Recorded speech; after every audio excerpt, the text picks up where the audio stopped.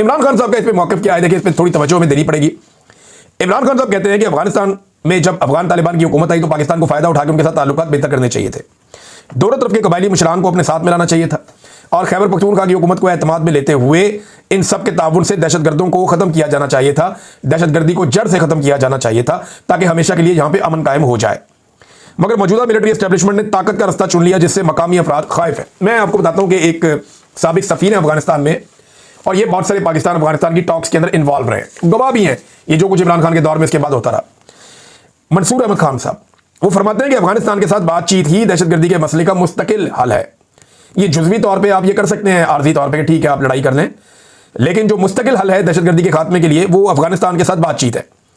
अमीर मुत्तकी जो वज़ीर ख़ारजा हैं अफगानिस्तान के, वो भारत में मौजूद थे तो उन्होंने भारत में भी एक बात कही है जो बड़ी हौसला अफजा है कि पाकिस्तान को एंगेज करना होगा और यही सोच आगे बढ़ने का रास्ता है पाकिस्तान और अफगानिस्तान के बीच में।